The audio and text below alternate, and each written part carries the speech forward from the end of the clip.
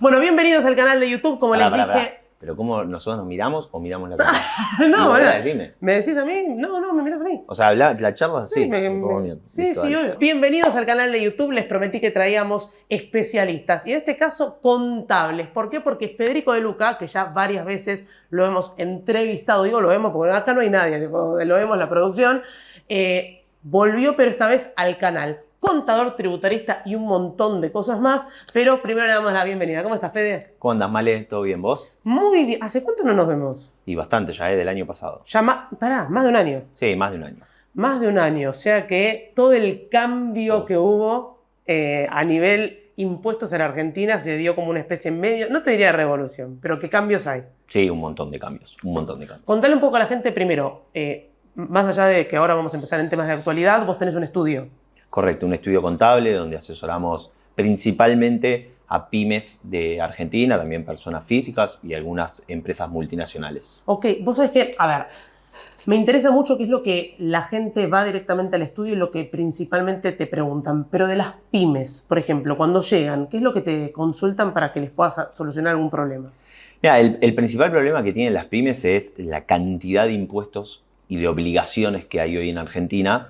Entonces se ven muchas veces desbordadas o con muchas cosas pendientes, sin presentar, con deuda. Entonces llegan al estudio en su gran mayoría con un nivel de complejidad administrativo importante. Entonces nosotros desde el estudio lo que tratamos de hacer es acompañarlas, ordenarle las cosas, asesorarlos, tratar de buscar los beneficios y las herramientas para aprovechar todos los incentivos fiscales que hay, ordenar y acompañar a la pyme desde nuestro punto, que es la parte impositiva y contable principalmente. Y, por ejemplo, a ver, ahora con todos los cambios también están un poco... ¿La gente nota incertidumbre o como que en este contexto cree que puede mejorar el terreno impositivo? Mira, es una muy buena pregunta porque nosotros tuvimos ya desde el segundo semestre del año pasado algo que no venía pasando, que es el ingreso al estudio de clientes nuevos emprendedores o empresas que empiezan a diversificar las tareas o las actividades que hacen, ¿no? Entonces se está viendo nuevos emprendimientos, nuevos emprendedores, nuevas actividades. O sea, están ingresando al estudio muchos clientes que deciden armar una empresa nueva para enfocar un proyecto nuevo. Y eso habla de una estabilidad y de un crecimiento a mediano y largo plazo. Espera, está buenísimo el dato. Ampliame un poco más. Por ejemplo, rubros, ¿qué te dicen? O cuando quieren hacer este emprendimiento, cantidad de personas que quieren ingresar o que toman. Bien, lo primero y principal que vienen es con la duda es, bueno, quiero empezar a desarrollar esta actividad. ¿Qué tengo que hacer? ¿Cómo armo una empresa? ¿Cómo la creo? ¿Qué cosas tengo que tener en cuenta? ¿Cuáles son los costos de, por ejemplo, tener un empleado? Sin ir más lejos, la semana pasada nos ingresó un cliente nuevo, una empresa nueva, que la crearon porque están empezando o van a empezar a importar cosas de afuera para vender acá en Argentina, ¿no? Entonces se ve un poco ese movimiento, mucho de la apertura de las importaciones y exportaciones, genera que también se empiece a dar esto de abre una empresa para empezar a importar productos que antes tal vez por las regulaciones que había era difícil acceso. Ay, espera, ¿y cómo se...? A ver, tenés pymes, tenés personas, monotributo. En este último tiempo, cantidad de resoluciones o cosas que han mejorado en el sistema. ¿Ustedes cómo también lo vieron por parte de todo 2024? Bien. Mira, el 2024 fue un año de mucho cambio, muchas cosas nuevas. Lo más importante de todo es el blanqueo, que fue un blanqueo no exitoso como el de Macri, pero el segundo más exitoso de la historia. Tuvimos algo que es el REIP, que fue un impuesto a los bienes personales o un proyecto que lo que hacía era tributabas una vez, pero te eximías de pagar durante 5 años bienes personales y la gente confió mucho en eso. Nosotros, el 90% de los clientes que tenemos que pagaban bienes personales se adhirieron a ese REIP porque traía muchos beneficios. ¿Y eso cuándo sucede? Cuando la gente tiene una confianza a mediano plazo, ¿no? Porque si vos le prometés que durante 5 años no va a pagar bienes personales, pero la gente desconfía de esa promesa que vos hacés, como nos ha pasado en reiteradas ocasiones. Como pasó con el blanqueo de Macri después. Tal cual, el blanqueo de Macri, bienes personales, en su momento ganancias, que te decían una cosa y a los 2 años te lo modificaban, te lo aumentaban o te lo eliminaban. Bueno, ese fue un primer paso que nosotros vimos de la confianza del empresariado argentino y obviamente también de las personas físicas de, che, confío en el blanqueo, confío en el RAPE. Hubo muchos cambios. Después tuvimos la actualización del monotributo, que se sinceraron de una vez las alícuotas, las tablas y los valores. O sea, eso se venía sin sincerar hace más de 6, 7 años. Yo me acuerdo cuando conversábamos en ese momento en BDA, con Fede estaba explicando, en promedio creo que tenía que ganar un poco más de $1.000.000 por mes que ya pasabas a hacer o a tributar como si fueses una empresa. Sí, un responsable que tuvo un unipersonal. Exactamente, pero casi que te diría como un emprendedor. Sí. Y estabas hablando de $1.000.000 mensuales. Sí. ¿Cómo impactó eso en el tema monotributo? ¿Qué es lo que ves también en el estudio? Eso también, un montón de clientes que se habían pasado por esta falta de sinceramiento de los valores, de los topes de facturación, se habían pasado a ser responsables cripto, bueno, volvieron a ser monotributistas, volvieron a simplificar, porque lo que trae el monotributo es una simplificación de la facturación, del pago de la cuota mensual, de las presentaciones impositivas. Entonces, con eso se simplificó. También lo que permitió es sincerar un poco la economía formal. Porque ¿qué pasaba? El monotributista antes, para no pasarse, que esto también lo hemos hablado en su momento en BDA, era un ejemplo muy común que todos lo saben, que si yo antes de facturar más de $1.000.000, ¿qué hacía? Le decía a mi hermana que facture, a mi mejor amigo que facture, a mi abuela que facture. Y tenía de repente 6 personas que estaban facturando por mí, porque lo que yo no quería era pasarme a responsable escrito. Y todo eso genera una informalidad que después es muy difícil de manejar, de medir. Bueno, este sinceramiento del monotributo permitió que esas personas desarticularan todos esos satélites que tenían de facturación y lo agruparan en su único quit. Eso es muy bueno, muy positivo y permite avanzar en el camino de la simplificación de los impuestos. Excelente. Tema importante, algo que en realidad ya todos nos olvidamos, pero el cambio de AFIP a ARCA. Bien, cambió el nombre. ¿Qué cambió también? Es un cambio de nombre. Hoy es un cambio de nombre. Es más que nada cambios internos, ¿no? de algunos manejos, de estructura, ¿no? Pero no.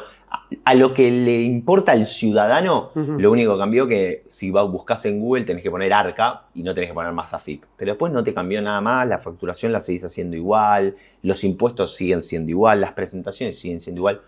Hoy nada más que algo interno. Algo interno. Dijiste tema impuestos, vamos directo al tema impuestos. Estructura impositiva. La otra vez salió yo lo he mostrado acá en el canal varias veces, me parece algo muy gráfico, el vademecum del IARAF, donde están cómo fue evolucionando del 23 al 24 la cantidad de impuestos. Vos siempre hiciste mucho hincapié no solamente en la cantidad de impuestos, sino en la presión impositiva. Se cayó el impuesto país. Y hubo otras medidas también que acompañaron, obviamente no suficientes para lo que busca la ciudadanía, pero la caída del impuesto país, la baja temporal de retenciones. Y vos me comentabas algo que era muy interesante sobre la baja de impuestos a los autos de alta y mediana gama. Desarrollame un poco ese tema, cómo impactó, porque mucho se vio en Twitter o en X como que solamente era una medida para ricos, ¿no? ¿Qué es lo que vos crees de eso? No, yo no creo que sea una medida para ricos, sino que de nuevo es una medida para empezar a dar los primeros pasos en la simplificación y reducción de los impuestos. El primer paso inicial que dio este gobierno y el cual nosotros lo hemos pedido un montón de veces, que eran bajen los impuestos, pero que esa afirmación de bajen los impuestos tenía que venir con una precuela que era bajen el gasto público. Porque los impuestos, yo soy un fiel defensor de los impuestos, pero bien aplicados y racionales. ¿Qué significa? Los impuestos están por el mero hecho de que existe el gasto público. Si no existiera el gasto público, no existen los impuestos. Entonces, si vos querés bajar los impuestos, primero, ¿qué tenías que hacer? Ordenar y bajar el gasto público. Bueno, ese es el primer paso que se hizo y que se está haciendo.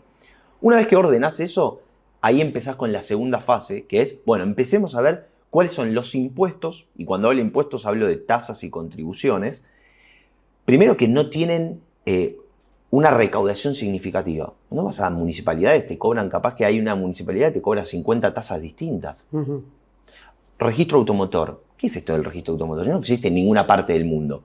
Son todas, eran todos trámites, tasas e impuestos que lo que hacían era complejizar la recaudación impositiva final que tiene el país. Entonces, esto de la baja del impuesto a los autos de lujo es un paso más de decir, bueno, ya bajamos el gasto público, vamos en baja de gasto público, ahora vamos a empezar a eliminar o a reducir todos esos impuestos que carecían de sentido. ¿Para qué? Para ser un país más ordenado y un país más competitivo en todos sus sectores. Me meto en el tema tasas, porque justo hoy me manda un contador que tiene también una empresa y me manda la facturación de ingresos brutos. Siempre vos hiciste hincapié que ingresos brutos era el impuesto más distorsivo de todos, o uno de los más, creo que es un consenso entre los contadores, y me mostraba que había aumentado la alícuota de 3,5 a 5%, lo que es. Si podés explicar qué es ingresos brutos, por qué es distorsivo o el más distorsivo, y el tema de sobre qué impacta ingresos brutos. Bien. Yo a ingresos brutos lo llamo el más bruto de todos los impuestos, ¿no? Por eso digo que si ingresos brutos está puesto a propósito ese nombre, porque es el más bruto de todos los impuestos. ¿Por qué? Primero y principal porque es un impuesto que no se traslada en cada parte de la economía. ¿Qué quiere decir? El mayorista grava ingresos brutos sobre el total de sus ventas. Cuando lo compra el minorista grava ingresos brutos sobre el total de sus ventas, pero no lo descuenta de las compras que le hizo al mayorista. Entonces, el minorista después cuando le vende al consumidor final, el consumidor final paga el 100% de ingresos brutos de lo que compró, que ya venía cargado con el ingreso bruto del mayorista y del minorista. Entonces, termina siendo un impuesto que impacta en todos los consumidores finales, por eso es el impuesto más distorsivo, porque no lo paga el empresario o no lo absorbe el empresario que forma precios, lo absorbe el ciudadano común cuando va a comprar el kiosco un caramelo. Por eso es que distorsiona tanto ese impuesto. Y además, como no se va trasladando y no se va deduciendo en cada una de las partes de la cadena productiva, lo que hace es que llegue al producto final con un peso muy importante. En muchos casos hasta el 15% del producto, del precio del producto, es solo ingresos brutos. Perdóname, un producto vale 100 pesos, 15 pesos representa ingresos brutos. Entre 12 y 15 pesos en algunos casos representa ingresos brutos, que es un montón de plata. Esa plata recauda la provincia. Las diferentes provincias en función de un esquema que es imposible de explicar. Imagínense de aplicar y de fiscalizar. Es imposible, que es algo que se llama el convenio multilateral. Y te voy a dar un ejemplo muy claro y muy burdo de lo que pasa con una empresa que tenemos en el estudio y pasa con un montón de pymes. No sé si decir la jurisdicción, pero hay una jurisdicción. La voy a decir. Hay una jurisdicción que es Tucumán y otra que es Misiones, que son las dos jurisdicciones que basan su presupuesto provincial, gran parte, te diría casi en un 70-75%, en la recaudación que tienen de ingresos brutos. O sea, su gasto provincial está financiado en un gran parte, más del 50%, por lo que recaudan de ingresos brutos. Es terrible. ¿Qué quiere decir? ¿Cómo le vas a pedir a esa provincia que baje ingresos brutos si está financiando parte o gran parte de su gasto público? Claro, lo que debía pedirle el misionero a la provincia es que baje el gasto público para que le baje también ingresos brutos. Correcto. Bueno, entonces, ¿qué hace esta provincia? Agarra, nosotros dos estamos trabajando y estamos teniendo una relación comercial acá, en Capital Federal, y la provincia tiene algo que se llama sustento extraterritorial, que te puede aplicar una retención o una percepción, es decir, te puede cobrar impuesto adelantado por algo que se hizo acá en Capital Federal, donde Misiones y Tucumán no tienen nada que ver con una operación que se hace acá en Capital Federal. Por un esquema que se llama extraterritorial. Pero eso es legal. Es legal porque la norma la hace la provincia. O sea, ingresos brutos es un impuesto indirecto y lo reglamenta cada provincia. Entonces la provincia te dice, mirá, vos tenés participación acá y como tenés dado de alta la jurisdicción en el convenio multilateral, yo te puedo cobrar o te voy a cobrar ingresos brutos. Pero no solo eso, sino que además tiene un régimen de retención que es muy abusivo y le dice, por ejemplo, al banco, tal banco, o en realidad todos los bancos, cada vez que entre plata y se acredite plata para este quit, no me interesa dónde o por qué fue, si fue por la compra de un auto, por el regalo que le pagaron el regalo de cumpleaños o porque fue una venta que pasó en Capital Federal, en Buenos Aires, en Santiago del Estero o en Tierra del Fuego. No me interesa dónde fue la venta. Cuando se acredite plata en la cuenta bancaria de este contribuyente, vos le tenés que retener ingresos brutos y dármelo a mí, Tucumán / Misiones. Así de burdo y así de absurdo es. Entonces, ¿qué nos pasa? La mayoría de nuestros clientes están dejando, y esto pasa con muchas pymes, el otro día lo dijo Rataxi, el dueño de Fiat, Sí. que están dejando de operar en misiones, dejan de tener venta en misiones, ¿para qué? Para poder cerrar la jurisdicción, porque lo que le cobran de ingresos brutos es más de la rentabilidad que tienen por la operación. O sea, lo único que hacen es desincentivar a que el empleo privado, o por lo menos que el sector privado, se instale en esa provincia. Correcto. Y desincentivar lo que es el desarrollo en la provincia. Porque Claro. son además provincias que necesitan el desarrollo. Misiones y Tucumán, cuando vos vas, te das cuenta que ahí falta el desarrollo del privado. Falta inversión, falta desarrollar estructura. Ujú. Bueno, lo están desincentivando. Y además, cuando vos generás estas retenciones, hacen que vos tengas un saldo a favor. Es decir, ¿qué hace la provincia? Te tenía que cobrar 5, pero te retiene 10. Ujú. Y te va acumulando todos los meses. Bueno, nosotros tenemos un caso de una empresa que tiene 50 millones de pesos a favor hace más de 2 años y la provincia no se lo devuelve. Que no se le devuelve. Y no se lo actualiza. O sea que es plata ahí directamente que está quedada, que pierde valor, porque todavía la inflación continúa, ¿no es que no? ¿Correcto? ¿Y eso cuándo se devuelve? No, y, por ejemplo, iniciamos un trámite de pedido de devolución, te abren una inspección que genera aún más gasto. Por ejemplo, ahora nos pidieron, iniciamos una hace poquito y nos pidieron toda la documentación de toda la empresa de 2015 a 2025, porque tienen una prescripción especial de 10 años. Entonces, imagínate para la empresa todo el costo también administrativo de tener que juntar toda la documentación, todas las compras, todas las ventas, todos los pagos, toda la cobranza de 10 años completo para presentarlo y que encima después te traben la devolución. Es altísimo. No, yo no lo tenía en el radar, este dato que me estás diciendo. O sea, en provincias que desincentivan justamente Sí. por aplicar solamente la parte de ingresos brutos con todo el mecanismo que eso conlleva. Correcto. Es que es muy difícil de poder explicar porque son números, es tan complejo el sistema. Sí, sí, sí. Y está hecho de tal forma de que ya el empresario pyme, cuando hables con cualquier empresario pyme, pregúntale, che, ¿vos tenés saldo a favor en Tucumán o en Misiones? Y te van a decir que sí, y te van a decir esto mismo. Estamos desincentivando la venta o estamos cerrando la venta o la comercialización con esas dos provincias porque no queremos saber nada más, porque perdemos plata por vender. ¿Cómo puede ser que una empresa pierda plata por vender en una provincia? Es absurdo. Claro, a no ser que, digo, si no hay demanda, listo, no vendés. Pero vos estás vendiendo Estás vendiendo. y perdés. Y perdés plata. Y no perdés plata porque porque tenés capacidad ociosa en tu empresa. Perdés plata porque tenés un socio, el cual vos no elegiste, que es el Estado provincial, que te está sacando más plata de la que te debería sacar. Porque no solo que te saca una alícuota alta de ingresos brutos, sino que te saca retenciones por encima de lo que vos tenés que pagar de ingresos brutos. Y cuando vos le decís, che, devolveme esa plata porque no es tuya, es mía, tengo un saldo a favor, devolvémela, te abre una inspección enorme, las respuestas te dan 6 meses como plazo de respuesta. Para cada respuesta tienen un plazo de 6 meses. Es un delirio. Bueno, esto que está pasando es un delirio y esperemos que en algún momento esto se corte. Pará, es muy interesante esto. No lo había escuchado nunca, lo de Misiones y Tucumán, así como también podés hablar del sistema de coparticipación y hay provincias también que vos tenés para señalar. Pero hablaste de tema de incentivo y desincentivo. Dame, por ejemplo, medidas que hayan incentivado al sector privado ahora a invertir en Argentina. Bien. Bueno, por ejemplo, esto de bienes personales y del blanqueo, para el empresariado argentino y para, en realidad, el emprendedor, es un incentivo. ¿Por qué? Por ejemplo, un emprendedor que venía de una economía informal pudo el año pasado blanquear hasta $100.000 de forma gratuita. Entonces ya tiene un capital de $100.000 que capaz que antes lo tenía de manera informal, ya lo tiene en el mercado formal y con eso puede inyectarlo en su empresa, inyectarlo en su actividad, pagar una importación, invertirlo en la bolsa de valores, invertirlo en cualquier actividad. Entonces, no siempre las propuestas o las acciones tienen que ser simplemente reducir una alícuota de impuesto. Tal vez con sincerar una economía, con reducir el trabajo administrativo, ¿no? Porque hay un trabajo detrás que la gente no ve, solo lo ve el empresario porque lo sufre en el día a día.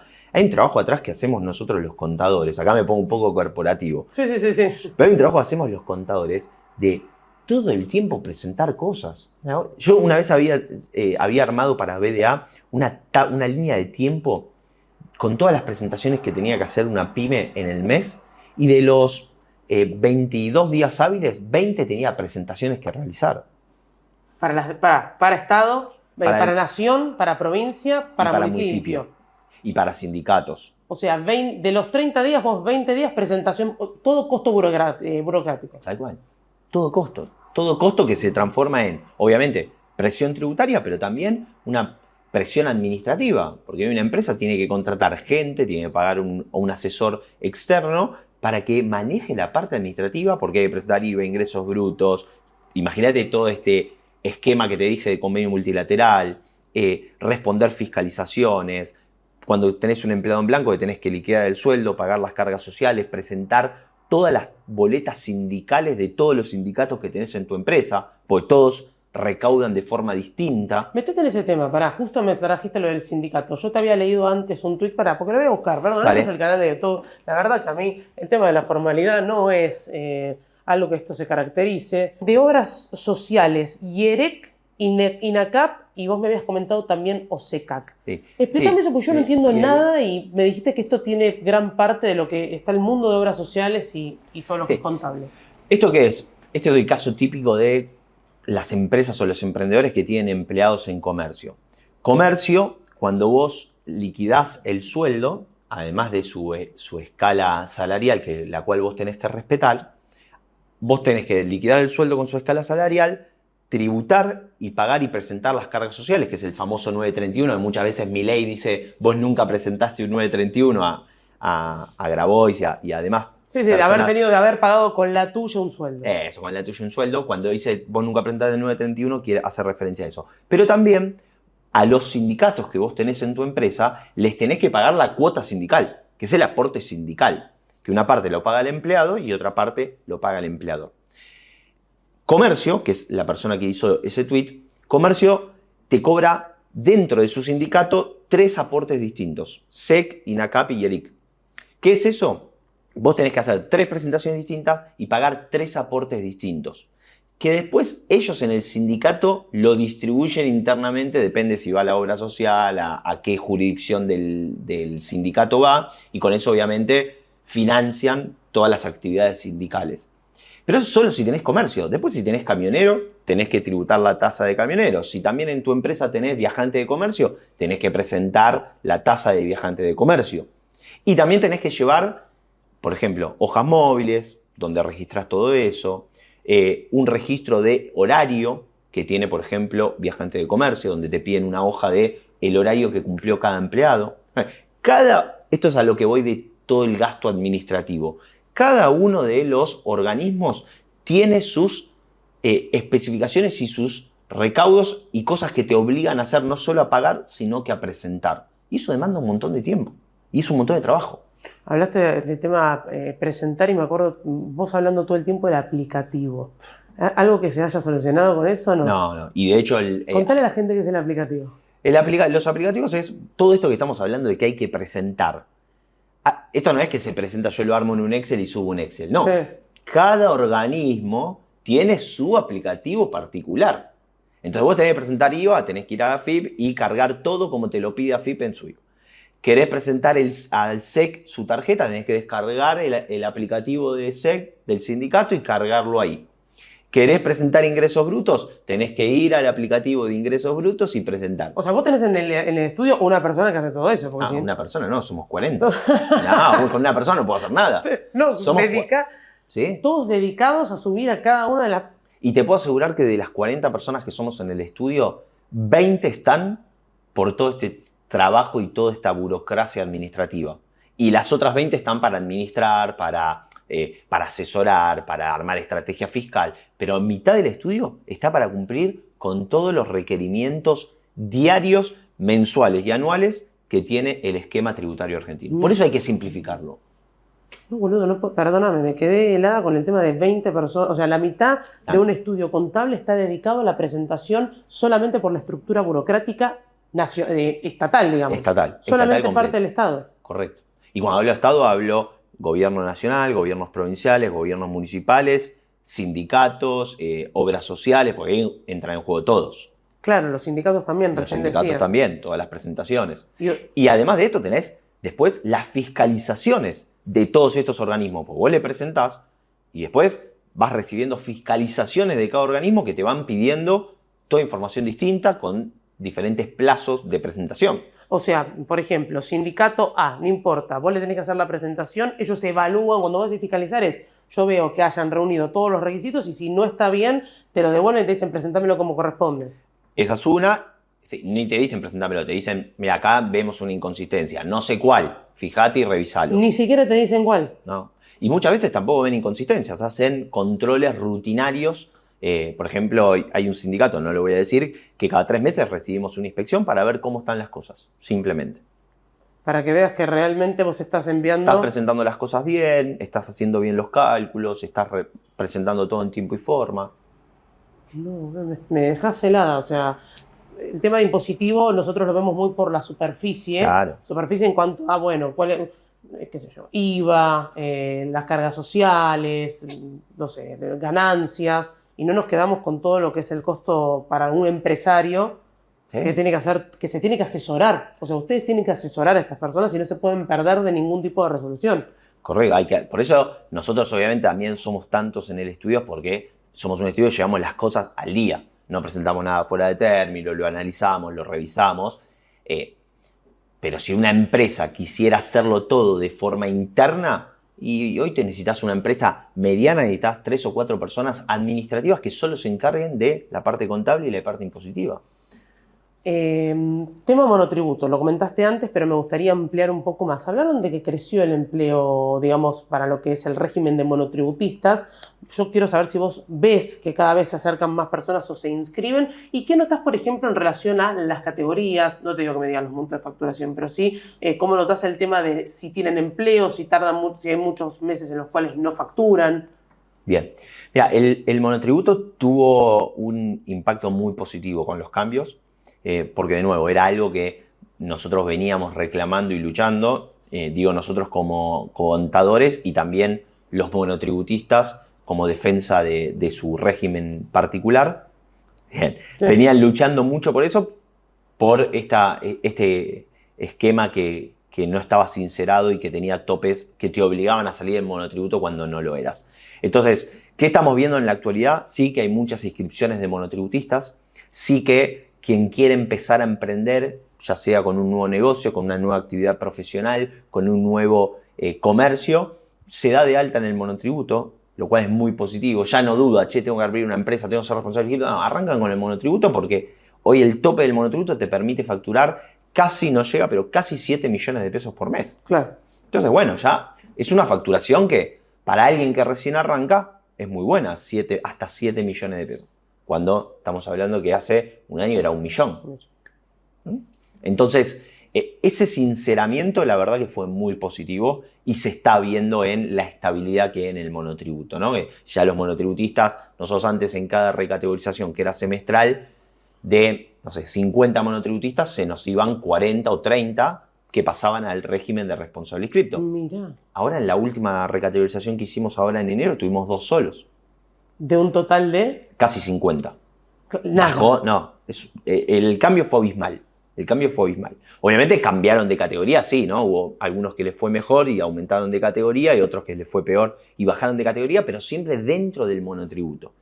Sí, no tuvieron que pasar el otro régimen. Si vos tuvieras, ahora después te voy a mostrar las 2 preguntas, me parecieron 2 buenas preguntas desde las redes. Igual me llamó la atención, porque me preguntaron cosas que no tienen nada que ver con contable. Pero bueno, agarré las que tienen que ver con contabilidad. Dale. Si vos tuvieses la posibilidad ahora de hablar con un funcionario del gobierno para decirle, che, solucioname esto ahora, ¿qué le pedís? Uf. Bueno, vamos a hacer un video aparte. Claro, cortemos. Cristian, cortá esto y hacemos de cuenta, los cambiamos y que eso explota.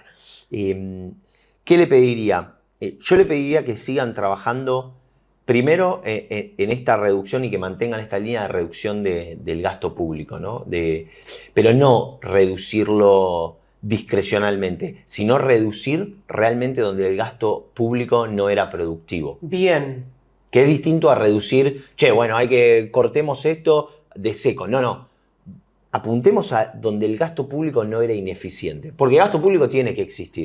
Apuntemos donde era ineficiente. Claro, donde era ineficiente. Claro, porque el gasto público tiene que existir. ¿Por qué tiene que existir? Porque es una forma también de redistribuir la riqueza, ¿no? Quienes más tienen que aporte y que eso se vea reflejado en quien menos tiene. Eso es muy positivo. Lo que no es positivo es cuando los que más tienen aportan y ese aporte, en vez de ir a los que menos tienen, van a otros que son privilegiados. Eso es lo que no muy buena esa definición. Es muy importante. ¿Sabes que estaba leyendo la otra vez un libro que se llama El opio de los intelectuales? No tiene nada que ver con contabilidad porque es de sociología, pero toma este concepto. Cuando empezó el tema impositivo, la palabra impuesto, que en realidad te imponen algo, empezó a parecer como que el impuesto no funcionaba. Y escucho a muchos economistas ahora, después de toda esa discusión que fue como una explosión, decir, ojo, porque el gasto público en algún lado es eficiente. El problema es lo que vos decís, definímelo vos, el fisco. ¿Cuál es la tarea del fisco en ese caso? La tarea del fisco es recaudar, o sea, el fisco tiene que recaudar los tributos de un país. Sí. Y después el Estado lo que tiene que hacer es, con esa recaudación que el fisco le trae a las arcas del Estado, el Estado tiene que aplicarlo y redistribuirlo equitativamente. Ahí tenemos toda una discusión, si querés, sociológica y filosófica de qué es equitativo, pero lo debería redistribuir equitativamente para que ese aporte de los que más tienen de la sociedad vaya equitativamente a quienes menos tienen y haya un equilibrio. Bien. ¿No? Lo que yo decía antes es que esto es opinión personal, lo que vi que estaba pasando en la historia argentina reciente es que quienes más tenían hacían ese aporte, quienes tenían en el medio también hacían un montón de aporte y a veces hasta muy parecido a los que más tenían, claro, por las ineficiencias de la recaudación, y que ese gasto público no siempre iba a quienes menos tenían, sino que iban a los privilegiados. O sea, a quien tenía acceso a ser amigo de la política, beneficios con la política, y eso no está bueno. Eso es lo que no está bueno. No, y además, por ejemplo, lo que es pensamos en obra pública, ¿no? ¿Empresas de quiénes? Y esta obra pública que nunca termina de hacerse, o es las rutas, digo, me parece el ejemplo más significativo cuando hablas con gente que recorre Argentina. Dicen, che, yo paso por acá y lo volvieron a tirar y lo están haciendo nuevamente. O sea, ahí estamos hablando de la ineficiencia. Pero me parece importante que vos hagas esa distinción porque a mí creo que se está dando un momento de... Todo se pone a revisión. Me parece espectacular. Porque si vos tenés Argentina con la ineficiencia que tiene, vos tenés que poner sujeto a revisión. Tal cual. Pero lo que pasa es que se empezó a discutir de tal forma que es eliminar las cuestiones. Y digo, el fisco está por algo. El problema es que fue un fisco ineficiente. Por supuesto. Te traigo alguien me dice, no voy a decir el nombre, porque en realidad corté y no puedo mostrar el nombre. Dice, al contador, sí. O sea, vos. Si invertimos en la bolsa de valores, los responsables inscriptos, ¿qué tenemos que tener en cuenta? ¿Se me va mucho bienes personales, ganancias, etcétera? Bien, mira, en realidad habría que ver cada situación particular y personal. Por ejemplo, antes hablamos del REIP, que era este régimen que vino a reemplazar y a dar una promoción fiscal para quienes pagaban bienes personales. Entonces, si vos te adheriste a ese REIP, por los próximos 5 años no pagas bienes personales, entonces las inversiones tampoco te van a impactar en bienes personales. Por eso hay que ver cada situación personal. Y después en lo que es ganancias, tenés que ver qué tipo de inversión. La mayoría, no todas, pero la gran mayoría de inversiones en Argentina que hace una persona humana están exentas del pago de impuesto a las ganancias. Pero bueno, hay que ver qué tipo de inversión, porque todavía sigue habiendo inversiones, las menos, que todavía tributan impuesto a las ganancias. Bueno, así que hay que estar atentos a lo que dice Federico porque depende de la inversión. Y después dice, yo querría consultar principalmente a otra persona si estamos a tiempo de poder presentar algún proyecto inherente a la firma en la que se devuelven los impuestos a los que aportamos ganancias. Bien. Es muy buena la pregunta. ¿Por qué? Porque estamos a tiempo, sí, y de hecho anticipo que ya hay una reforma tributaria que está escrita. Opinión personal, no va a salir, estimo, hasta segundo semestre. Bien. Pero está escrita, o sea, ya está escrita. Hay una reforma laboral y una reforma tributaria que ya está escrita, con un montón de cambios.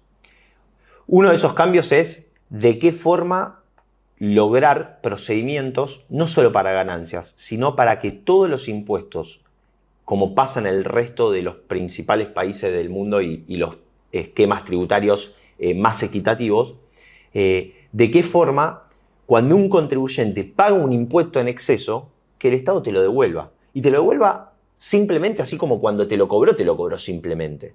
Que es lo que hoy no pasa. Claro, no me lo devuelvas a fin de año.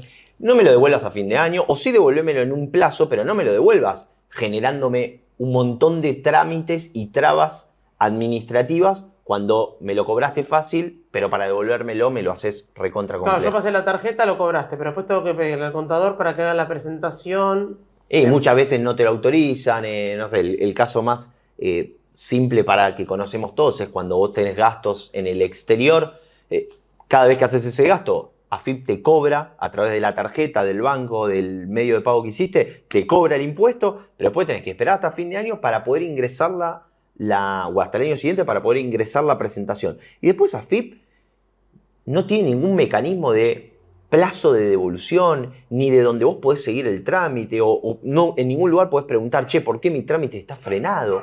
No hay manera de poder consultar ni siquiera el estado El estado sí te dice presentado, en proceso de verificación, devuelto. 3 estados nada más. Eso es la única manera que vos tenés de trazabilidad, para poder responderle al cliente. Correcto. ¿Y tenés casos, por ejemplo, que todavía no lo hayan devuelto? Sí. Casos de hace 3 años. Que no han devuelto, por ejemplo, las percepciones del exterior. Y decir que este nuevo gobierno lo agilizó, pero hemos tenido casos de 4 o 5 años. Bueno, y los saldos a favor de ingresos brutos que hablábamos antes de las provincias, es lo mismo. 4 o 5 años sin devolución y sin actualización. Entonces, hay todo un intento de, che, si yo tengo deuda con el Estado, esa deuda genera un interés a favor del Estado. Entonces, cada día que yo me retraso un pago al Estado, el Estado me cobra un interés. Ahora, cuando yo tengo un saldo a favor con el Estado, cada día que pasa el Estado no me debe plata a mí. No me lo actualiza, no me genera ningún interés. Entonces, ¿por qué? Ante 2 situaciones totalmente distintas, yo tengo que pagar el interés por atrasarme 2 días y vos, Estado, te quedás con mi plata 2 días de más y no tenés interés. ¿Por qué? Eso no pasa en ninguna parte de un esquema tributario serio, pasa eso. Vos, el ejemplo más claro, Estados Unidos. Vos en Estados Unidos ingresaste plata de más, presentás ahora en enero, por ejemplo, fue la presentación del impuesto anual. Ingresás el impuesto anual, te dio, no sé, $20.000 a favor, te llega un cheque a los 3 meses a tu domicilio, sí. Vos vas a depositar ese cheque en el banco, tenés los $20.000 acreditados. Inmediatamente. ¿Cómo puede ser? Y a ver, vos estás comparando Estados Unidos, ¿no? Y pensando también en la Argentina sobre la informalidad. O sea, hoy tenemos no solamente un problema de cantidad de presión impositiva, cantidad de impuestos, pero también el tema de la informalidad. Y muchos han puesto, creo que, perdón si me equivoco a la gente y a vos, el tema de, creo que era Perú, un país que a pesar de tener un esquema un poco más simplificado, seguía manteniendo a la población en una informalidad bastante alta. Digo, ¿es únicamente el sistema tributario el que puede llegar a absorber a toda esa informalidad para pasarlo al sistema? ¿O qué otro elemento vos ves que hay que resolver? Bien, no, el sistema tributario es uno, pero hay un montón de elementos. Uh-huh. El primero es la historia, ¿no? La historia... la Argentina como historia fiscal en sí, la historia reciente es de informalidad. Entonces, cuando vos acostumbrás a un país a trabajar en la informalidad, después de un año para el otro, no vas a transformarlo todo en formalidad. ¿Por qué? Porque hay inseguridad jurídica, porque hay miedos, porque hay inestabilidad, porque todavía tenemos inestabilidad más allá de que en estos últimos meses o en este último año hubo una estabilidad de la moneda y de la inflación en el país, hay una inestabilidad todavía latente. Sí, lógico. En un día sube el riesgo país y de repente... Bueno, tenemos cepo todavía. Tenemos cepo, sin lugar a dudas. Entonces, hay un montón de factores que hacen a que el argentino se siga moviendo en la informalidad. Yo siempre ahora que a Chico no lo digo tanto y no pasa tanto, pero antes cuando había tanta brecha cambiaria y tanta diferencia entre la informalidad y la formalidad, yo lo que decía es, cuando el premio de la informalidad es tan alto y el castigo de la informalidad es tan bajo, y bueno, va todo a decantar en la informalidad, en lo máximo que se pueda. Con esto te cierro y después le contás a la gente dónde te contacta, porque es un crack con tema contable y todo el estudio. Ahí lo dijiste perfecto. El tema de lo que es costoso y lo que no es costoso, ¿no? ¿Cómo podés hacer? Muchos hablan de las moratorias. Moratoria en todo sentido. Incluso te digo, hasta un plan de pago para... ¿Qué es lo que ves vos que en esta nueva etapa de la Argentina o del gobierno buscan revertir, ¿no? Que sea costoso estar en la formalidad y que sea premiado estar en el sistema. ¿Dónde ves esas herramientas que se estén aplicando? Bien. Bueno, con la moratoria voy a decir una cosa en particular, que es las moratorias son muy positivas y están buenas porque, como los blanqueos, para un momento dado está bueno porque toda esa informalidad o gran parte de esa informalidad podés lograr que pase a la formalidad con el blanqueo. Y con la moratoria toda la morosidad, si las deudas, pueden pasar a dejar de ser morosas y ponerse en un plan de pago. Lo que es malo es la aplicación de la moratoria y del blanqueo tan seguido. Claro. Tiene que ser una herramienta que tiene que darse en momentos excepcionales, pero vos no podés tener un blanqueo cada 3 años, porque entonces ya no es blanqueo. Sí, el incentivo va a ser... el otro día preguntaba esto, sobre la ventana temporal del blanqueo y que se cerró. Y muchos decían, el blanqueo tendría que haber seguido. Y en realidad no, porque si vos no cerrás esa ventana temporal, ¿cuál es el incentivo a, digamos, estar dentro del sistema? Si en total el blanqueo se va a mantener. Yo en ese punto coincido con vos.